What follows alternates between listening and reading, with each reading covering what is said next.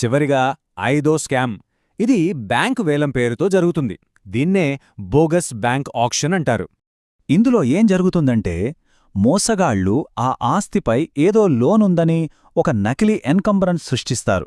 అసలు యజమానికి సరైన నోటీస్ ఇవ్వకుండానే ఏదో ఒక తప్పుడు వేలం ప్రక్రియ నిర్వహిస్తారు. ఆ వేలంలో కొనుక్కున్న వ్యక్తికి ఒక సేల్ సర్టిఫికెట్ వస్తుంది, దాన్ని ఉపయోగించి భూమిని క్లెయిమ్ చేస్తాడు. ఇలాంటప్పుడు ఏం చేయాలి? సమయం చాలా ముఖ్యం. వెంటనే లోన్ అకౌంట్ రికార్డులు చెక్ చేయాలి. చట్టపరంగా స్టే కోసం ఫైల్ చేయాలి. ఆ సేల్ సర్టిఫికెట్ ఆధారంగా మ్యూటేషన్ జరగకముందే అభ్యంతరం చెప్పాలి. సరే, ఇప్పటిదాకా ఎలాంటి ప్రమాదాలున్నాయో చూశాం కదా. మరి మన భూమిని కాపాడుకోవడానికి న్యాయం కోసం చట్టంలోనే ఎలాంటి మార్గాలున్నాయో ఇప్పుడు చూద్దాం.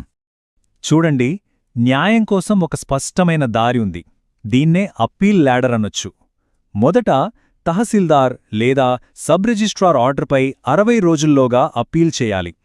అక్కడ సంతృప్తి కలగకపోతే రెవెన్యూ డివిజనల్ ఆఫీసర్ అంటే ఆర్డీఓకి వెళ్ళాలి. అక్కడ సమస్య తీరకపోతే డిస్ట్రిక్ట్ కలెక్టర్కి వెళ్ళొచ్చు. ఇక ఫైనల్గా ఈ చట్టం కింద అప్పీళ్ల కోసం ప్రత్యేకంగా ల్యాండ్ ట్రిబ్యునల్ ఉంది. అదే చివరి అథారిటీ. మొత్తం మీద మనం గుర్తుంచుకోవాల్సిన ఒకే ఒక ముఖ్యమైన విషయమేంటంటే, రికార్డులో పేరు మారినప్పుడు మనం నిద్రపోతే మన